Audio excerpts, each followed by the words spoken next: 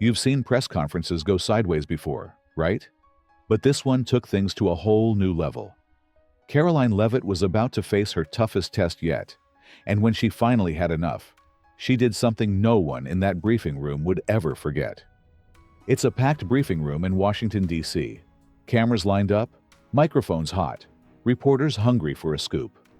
Karoline Leavitt, a seasoned press secretary known for keeping cool under pressure, steps up confidently. She's handled countless press briefings, fielding questions with ease and precision. But today, something feels different. There's tension humming in the air. The questions start flying, first about taxes, then education. Karoline handles them effortlessly. This is her element. She knows every word matters. Every gesture counts. But just when she thinks it'll be another routine briefing, a voice cuts through sharply. "Ms. Leavitt, let's talk about the real issue here." All eyes dart toward the front row. It's that reporter again, the one famous for pushing buttons, twisting questions into controversies. She's leaning forward, pen tapping impatiently, eyes locked onto Karoline like a hunter tracking prey. Before Karoline can even blink, the reporter fires again. "Do you think your policies deliberately hurt marginalized communities? Because the data says—" Karoline interrupts gently, but firmly. "I've answered that before. Our policies are designed for all Americans." But the reporter refuses to let go.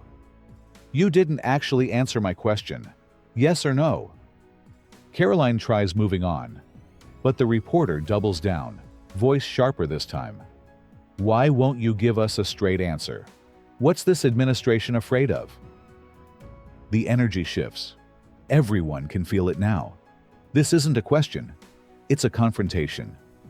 Karoline stands steady, her hands gripping the podium just slightly tighter. She knows exactly what's happening. This reporter doesn't want clarity. She wants conflict, a viral clip for social media. "Transparency," Karoline finally says, "is exactly what we stand for. But what you're doing, that's theatrics." The room goes dead quiet. A few whispers slip out, some reporters looking nervously around. Everyone realizes this isn't normal anymore. Karoline looks at another reporter, hoping to move on, but the voice interrupts again. "So now asking tough questions is theatrics?" Karoline takes a slow breath. She feels it, the patience fraying at the edges, the pressure building behind her carefully controlled exterior. She speaks clearly, firmly. "I've answered your question. If you have something else relevant to today's briefing, I'll gladly address it. Otherwise, we move on." The reporter smirks, leaning back defiantly. "Just to clarify, are you refusing to answer because you can't, or because you don't want to?" That's it. Karoline has had enough. She meets the reporter's eyes directly, unflinching. Her tone drops a degree colder, her voice sharper than ever. "We're done here." The words hang heavy, slicing through the silence. Gasps ripple through the room. The reporter's eyes widen in shock, disbelief flashing across her face. "Excuse me?" "You heard me," Karoline repeats steadily. "You're not interested in answers. You're looking for a headline. Stay if you want, but I'm not playing this game anymore." The reporter chuckles bitterly, shaking her head as if she's just been handed exactly what she wanted. Silencing the press. Nice. Karoline gives one subtle glance toward security at the side door. Everyone notices. An officer takes a step forward. The tension crackles. Journalists exchange stunned glances. Cameras click faster. Everyone senses this moment is about to explode into something bigger. "You're seriously removing me?" The reporter's voice trembles slightly, but she stands, picking up her notepad. Karoline doesn't answer. The reporter pauses just long enough to deliver one final jab, perfectly calibrated for the cameras. "You can kick me out, but you can't silence the truth." And then she walks out, leaving behind a stunned silence that fills every inch of the briefing room.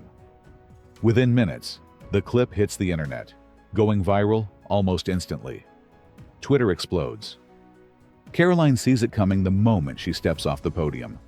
Her phone buzzes nonstop as her aides scramble to catch up. "It's already everywhere," one aide tells her. Karoline sighs. She's been around politics long enough to know that perception often trumps reality. Conservative commentators rush to her defense, calling the reporter's actions performance art, not journalism. On the other side, liberals paint Karoline as a symbol of oppression, a bully silencing legitimate concerns. The divide couldn't be clearer. But Karoline isn't ready to let someone else write this narrative. She decides to release the full, unedited video of the briefing. No flashy edits, no dramatic captions, just the raw exchange, showing exactly how many times she tried to redirect the conversation before making that call. A veteran journalist on a popular TV panel summarizes it best. "Let's be honest, this wasn't journalism. It was activism disguised as reporting." Karoline Leavitt didn't silence anyone. She stopped a spectacle. But does the truth matter anymore? Carolina watches as the reporter, basking in her newfound attention, appears on every major network, portraying herself as the brave hero fighting against suppression. Karoline knows the headlines have already done their damage. The story, for some, is set in stone. Days pass, and debates rage online. Memes circulate. Everyone picks a side. Some mock Karoline as authoritarian. Others praise her courage. The truth becomes a casualty of narrative wars. Yet, Karoline feels calm. She did what was right. She knows journalism isn't about creating conflict. It's about informing the public. And that's exactly what she did. Finally, Karoline decides enough is enough. Her aides suggest a final statement. She nods, smiles slightly, and says, 4 words. Watch the full video. She releases that short statement, knowing the footage speaks for itself. Because in an age dominated by quick clips and fast outrage, facts still matter, even if they don't always win immediately. If you found yourself thinking about what happened here today, there's another powerful story right here on your screen. Click it, and let's keep the conversation going.